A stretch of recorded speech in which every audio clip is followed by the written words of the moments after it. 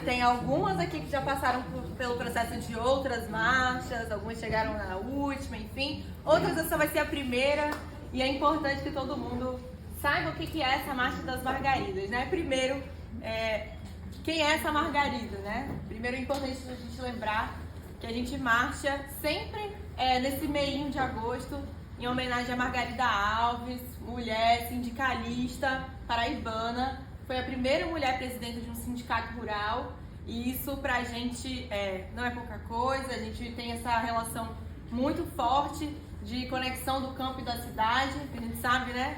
Se o campo não planta, a cidade não janta, e a gente entende que essa relação é uma relação de soberania mesmo do nosso território, da nossa vida, do nosso corpo. E Margarida Alves foi uma grande representante dessa luta e por causa disso ela foi assassinada na frente do seu companheiro e do seu filho num dia 14 de agosto.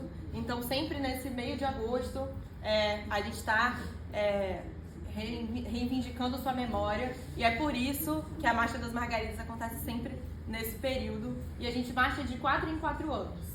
Essa é uma luta que foi pautada, foi puxada pelas mulheres do campo, mulheres rurais, agricultoras, que garantem que a gente tenha comida de verdade nas nossas mesas, né? Porque a gente sabe que apesar de toda essa memória de agro é pop, né, que a gente ouve, a maior parte dessa comida não vem para as nossas casas, essa comida vai embora, é exportada, vai lá virar dólar, né? E o que fica aqui pra gente é a comida dessas mulheres que plantam, que são essa maior força de trabalho rural do nosso país, são mulheres. E não à toa elas se organizam, porque apesar de elas terem esse papel tão fundamental na nossa vida, né, na vida do nosso país, no nosso funcionamento, na nossa sociedade, elas também vivem em condições de difícil acesso à saúde. Quando a gente tem companheiras aqui do Sebastião Lan que vão contar também um pouco seus relatos, vão poder falar sobre isso, mas que deveriam estar vivendo uma vida outra, né? Vivem uma vida de tanto difícil acesso à saúde, transporte de aparelhos públicos e várias outras coisas que são muito fundamentais para toda a sociedade, inclusive para as mulheres rurais, para as mulheres da cidade, enfim.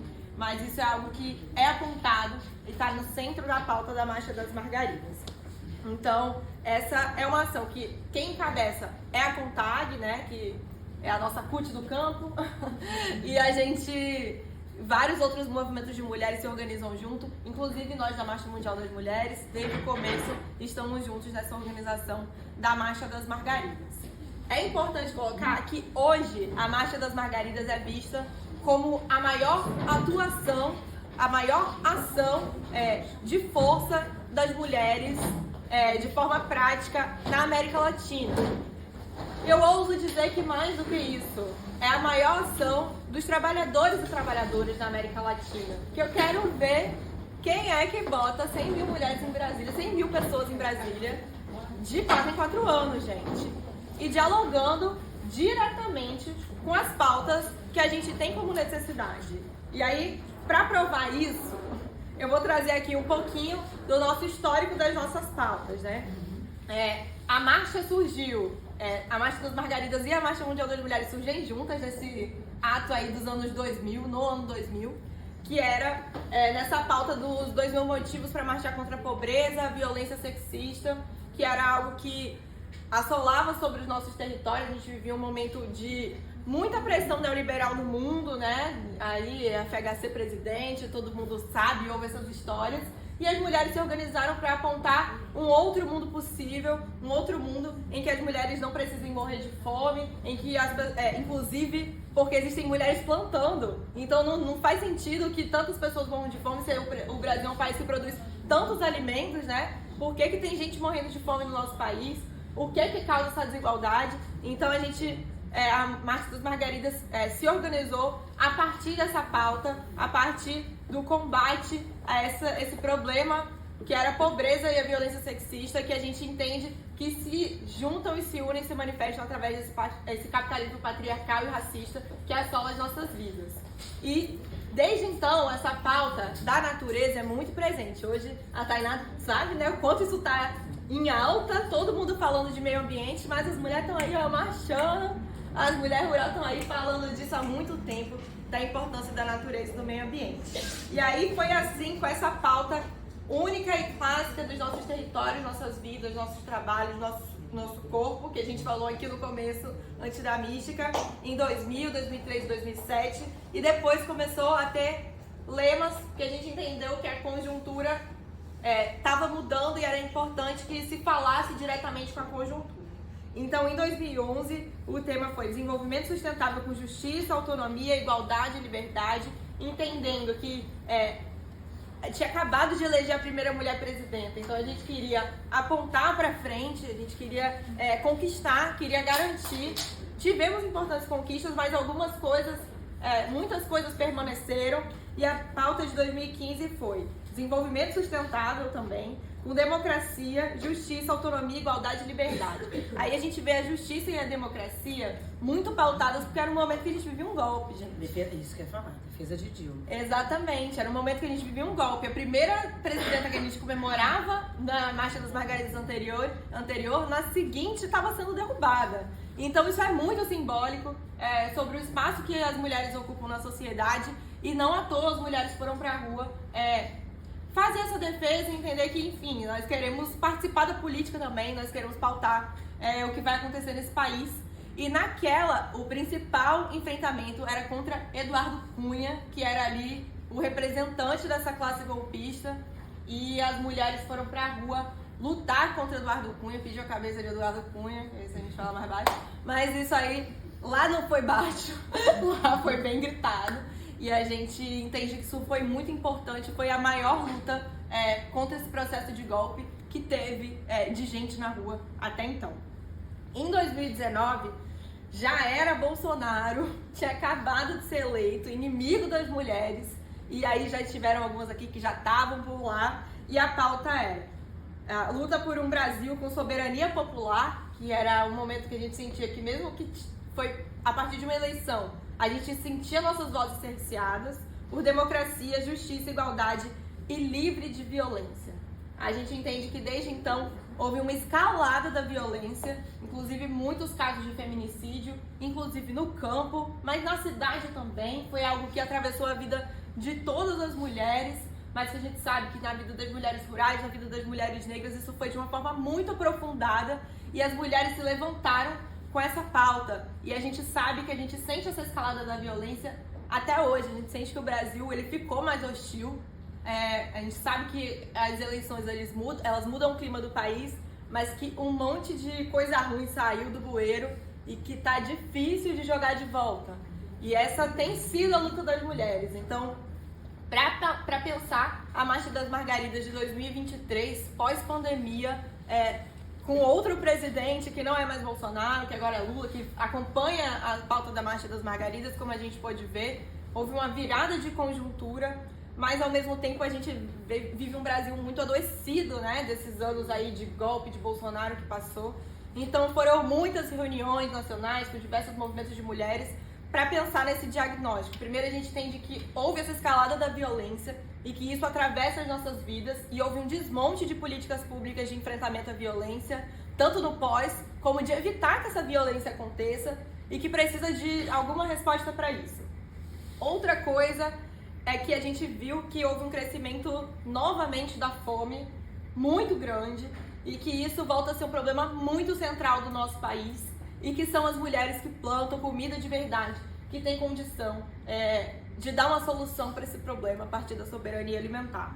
Outra questão que está em pauta no Brasil e no mundo, que são as injustiças e as crises ambientais, que a Tainá vai falar muito melhor do que eu, mas que, enfim, as mulheres têm pautado isso porque isso afeta as pessoas de formas muito diferentes. Quando a gente fala de justiça ambiental, a gente está falando de racismo ambiental, a gente está falando de quem é afetado por essa ofensiva sobre os nossos territórios, sobre a nossa natureza. A gente sabe que, enfim, inclusive a gente acabou de passar pelo debate do marco temporal, não à toa as mulheres indígenas também marcham conosco, porque essa é uma pauta, quando a gente fala de território, a gente fala disso, de autonomia e de soberania. Então, isso é algo que está muito sobre as nossas vidas, enfim, os nossos territórios.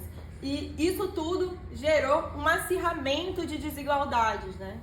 Isso a gente vê que as desigualdades estão mais escancaradas entre homens e mulheres, tanto que agora, no meio da pandemia, esse número é muito absurdo. 96,4% dos empregos formais perdidos foram de mulheres. É quase 100%. É um número muito absurdo. As diferenças entre pobres e ricos, entre negros e brancos, entre campo e cidade, parece que as desigualdades foram se acirrando entre centro e periferia, no nosso território, mas no mundo inteiro. Então, essa é uma das pautas e a gente precisa de soluções para ela. Então, a partir desse diagnóstico, o lema desse ano é pela reconstrução do Brasil e pelo bem viver. Se a gente tem margem de diálogo, se Lula está dizendo que quer ouvir a gente tem muita coisa para falar. E é isso que a gente está pautando. A gente quer que esse espaço que nos recebe seja para reconstruir esse país, porque essa demanda é nossa, nós somos as principais afetadas com esse desmonte do país como um todo, né? Então, a gente tem algumas pautas para apontar para onde a gente reconstrói o Brasil e para onde a gente quer esse bem viver. O primeiro é pensar a democracia participativa, soberania popular, que está muito ligado também com a segunda pauta, que é do poder e participação política das mulheres. Enfim, a gente viu mulheres golpeadas, mulheres assassinadas, como foi o caso de Marielle Franco, e por estarem na política, por estarem colocando a cara e representando outras mulheres, mas a gente também viu diversas outras mulheres ascendendo e chegando a ocupar esses espaços, e a gente quer que essas mulheres permaneçam com segurança, com força, e que nós, conjunto da sociedade, conjunto das mulheres, consigamos pautar quais são as políticas que a gente quer para as nossas vidas. Agora, por exemplo, as Margaridas têm falado muito desse projeto do PPA participativo, que eu não sei se vocês estão acompanhando, que é o projeto plurianual que vai entrar em vigor a partir do ano que vem, só que já está com alguns espaços de votação virtual, e a gente pede para que votem nas pautas das mulheres, sabe? O que o Ministério das Mulheres propôs é o programa Mulher Viver Sem Violência, que foi desmontado por Bolsonaro e que a gente entende que precisa que esteja de volta com políticas permanentes. A gente não quer um ônibus que passa ali de vez em quando na nossa cidade, a gente quer uma política permanente para que as mulheres não precisem passar por violência.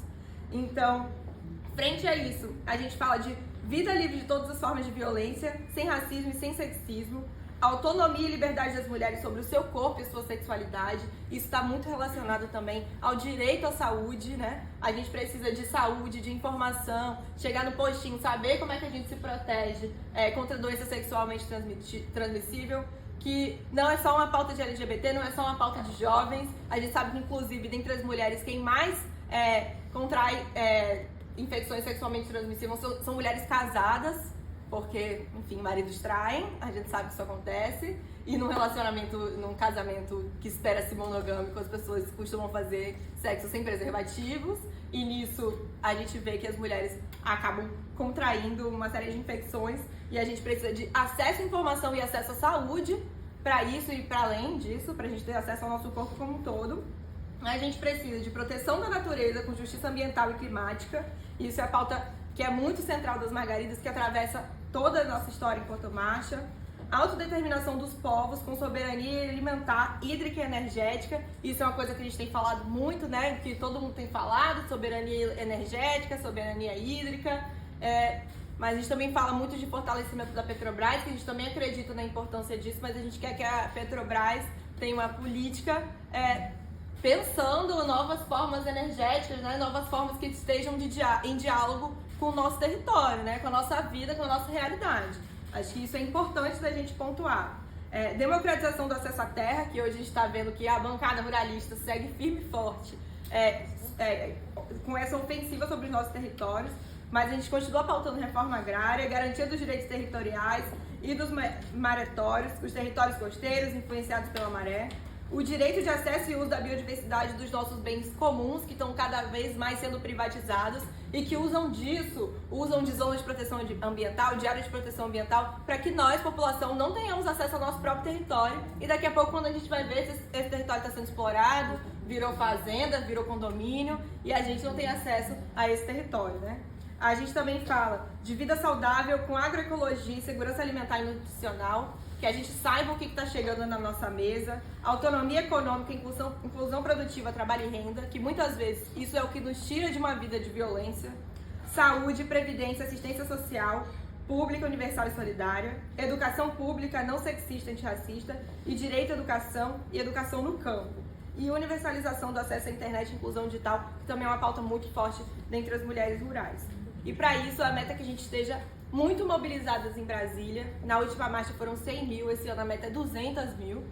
Seja está fazendo sua parte mobilizando, né? Garantindo aí que vai chegar a mulher do Rio de Janeiro, mas a gente precisa aqui muito mais movimentos e que as companheiras se comprometam com essa luta, que é tão importante e é que é a nossa principal ferramenta dos trabalhadores e trabalhadoras do Brasil. E é isso.